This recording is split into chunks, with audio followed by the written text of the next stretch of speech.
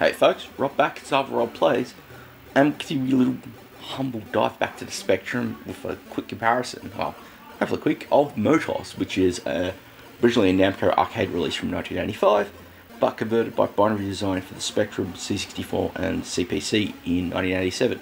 I'll look at the Spectrum and 64 versions here, and we're going to start off with the Spectrum one. So, start game, one player multichrome. I like that there's that multichrome option, which lets you, have a bit more colourful playfield, but let's go. So, no, Motos is one that doesn't seem to... Oh. Oh no. It's keyboard only. So the idea of Motos is you need to knock everything off these platforms.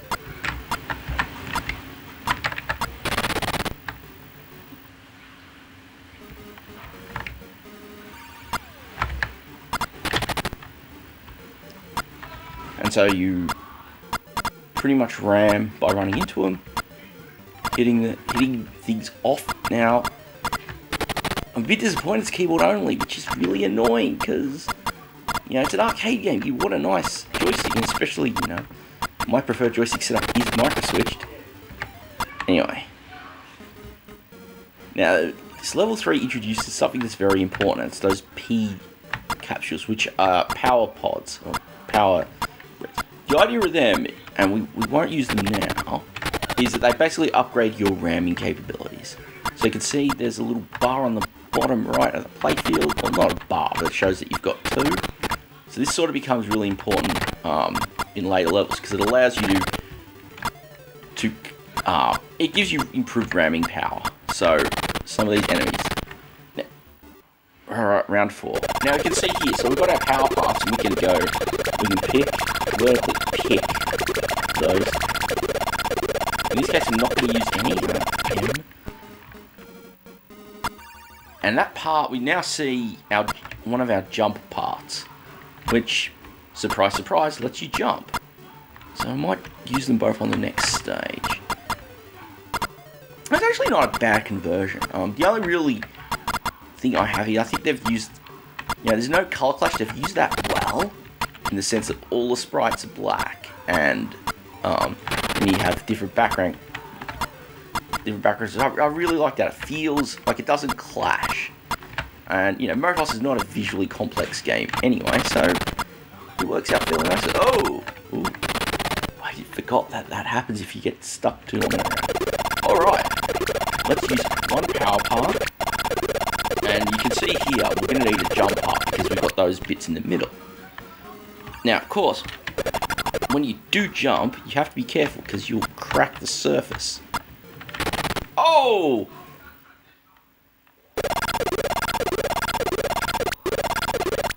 Let's not rely on Ivy this time around, just because.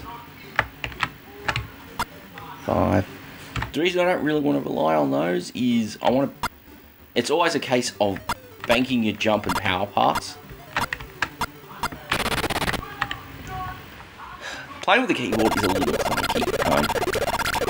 Let's use 2 and jump parts.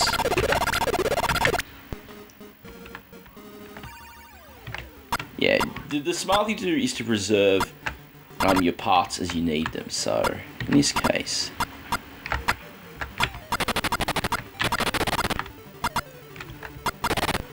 so the power parts, like I said, they give you improved ramming.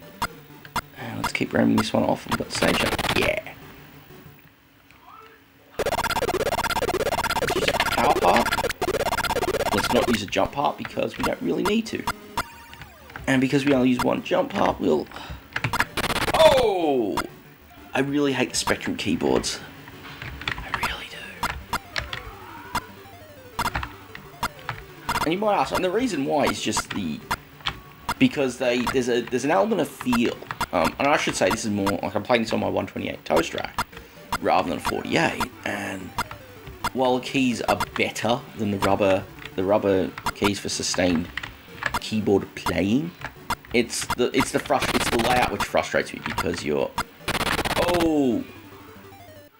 round 7. Okay, these suckers I'm gonna probably need. I don't want to use a jump part because I don't really need it on this stage. But I do need some pushing strength. And that's strategic more tactical. Oh, that's not good. And that strategic element where you've got to work out, you know, are you going to bank your jump paths is really interesting from the game mechanic. See, in this stage, we're probably going to need a power part, and we're going to need a jump part as well. And we're going to need to do that so we can get...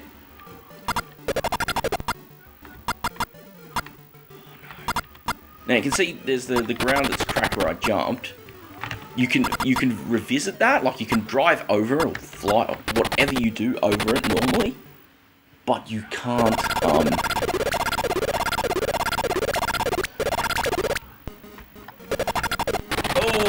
that was a silly move. Game over, player one. Well, that's the Spectrum version.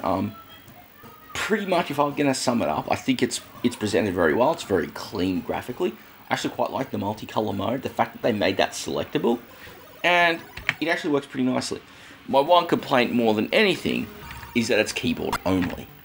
I mean, come on, Spectrum peeps. I don't understand why that is. But originally, you know, being published by Mastertronic, in this case on their Mastertronic Added Dimension label, it's actually a really good conversion, and in all seriousness, is one that I think is actually well worth checking out. Funnily enough, I actually picked the tape up for this. It's a Spectrum copy that I have physically, not the 64 one, which we'll get to soon. And that's the one that, you know, I picked up new old stock. So, nice little bargain, and especially to have, like, that in good nick. It's a fun arcade game. It's, for some reason, Motos just isn't one that gets, you know, a lot of the classic, you know, kudos that you expect from a lot of other early arcade games. But, really, it's a fun one, and I think outside of the 64 Spectrum CPC Trinity, the only other machine that did get something on it before the likes of Namco Museum was the X68000. And how many of us are going to see one of those in real life? Probably none. Alright, so I am going to call it a wrap with the Spectrum version, and I will be back shortly with the 64 one fired up, so I will catch you then. Okay, back in a more comfortable position, and it's the 64 version of Motos. Again, converted by Binary Design and published by Mastertronic on the MAD label.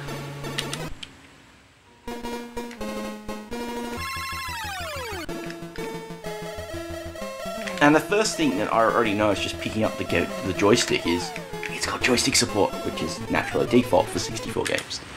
But also, I think I like the arcade, the transitions a little more on the Spectrum, especially because it's using, you know, that arcade font that you see in a lot of Namco and other arcade titles from the early to mid 80s.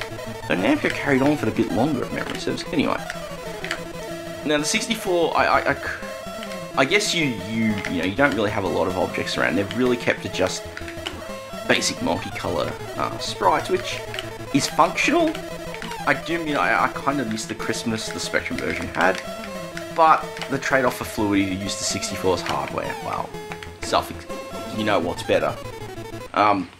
Things flow much better. I much like the UI, at least for indicating you know things like lives. Although we can see in the bottom there, not quite the corner, but the bottom where the power parts and jump part indicators are. How it looks like. There's like the character on the border looks like it's a 1, so it looks like I've got 12 power parts, not 2. A little weird design thing there. I kind of wish they had used the ability for the 64 to mix multicolor and high-res text together. Personal preference, of course, but hey, that's how it goes. Alright. The selection is a bit weirder on the 64. I think I much prefer on the Spectrum, where it's just up to increase the parts, down to decrease. It's opposite around on the 64, but again, it's not the end of the world. The thing is, this is the thing that's kind of shocking to me, especially if you've been a long time viewer of the channel. You know, the last time I looked at the game by Binary Design, it was none other than Bosconian 87 when I did that 3-part episode, and like in all seriousness.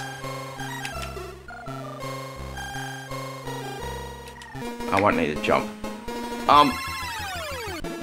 this isn't a terrible game. This is actually pretty solid as a budget conversion of a kind of obscure arcade game. It's really solid. The controls are really tight and responsive.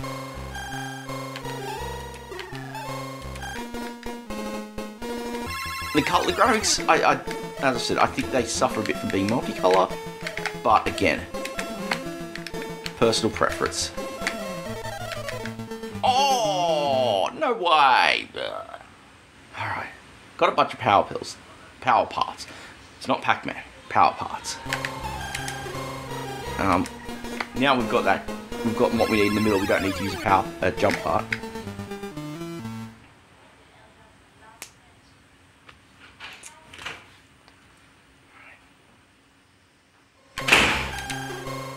Don't need any. I did notice something I just noticed then is the nomenclature for the naming. It's it's power parts and jump parts. And you can see it says select pills. So let's put one onto those and select wings. I guess is that classic binary design getting things wrong between their platform conversions. It's a little weird. It's not the end of the world. It's relatively minor, and I guess that's honestly what they look like. The power part looks like a pill, and the jump part looks like a wing. So anyway, round 7. I think we've still got a couple of lives left. Do we? Oh, I've got one life. Okay. Don't need wing, power, jump. Let's get that power part. One of the big things is you've got to make sure you're not on the outside of a formation. Like in this case, you can see it's sort of outside, because that makes you vulnerable being pushed off. And we've got one off, so I was outside there and that's not good. I'm outside there and that's not good. Like I said, you don't want to be outside because it messes you up. Okay, game over. Well, I'm going to keep it short there. I don't think there's enough of a reason for me to start another game of Motos on the 64. I've had a game on both the Spectrum and the 64, and I actually quite like it on both, I have to admit. I hadn't really played the Spectrum the Spectrum version much before I sat down to review it here, and realistically, it's pretty darn solid on both. Like I've said, I'm actually shocked that that's the case, especially on the 64, because look at Bosconian 87, look at games like Feud and Ormerode. A lot of binary designs releases, when they start, maybe it's just they start out originally on the Spectrum, their Z80 teams, or their 64 teams are just, they never had the right crew. I don't know, I'm not 100% certain. But essentially, this is actually really fun and worth playing. It's a really good take on an obscure arcade machine. I mean, I think the only other time I played Motos was in various Namco museum packs over the years, and yeah, it's really good fun, and I recommend you go check it out. Hunt it down. It's not going to be that hard. It's a budget release, so it's probably easier to find than other ones. So I'm going to leave it here. As always, let me know what you think if you've played those two versions. Let me know if you know what your thoughts are, if you happen to agree or not. As always, if you did enjoy the video, it really helps you take the time to click the like button. It helps the algorithms recommend this to more people, and that helps me to continue to make great content for you all. And finally, as always, if you haven't already considered clicking the subscribe button, turn those bells notifications on so you get notified when I publish new videos every week. And with that, thank you all very much for watching, and I'll catch you all next time.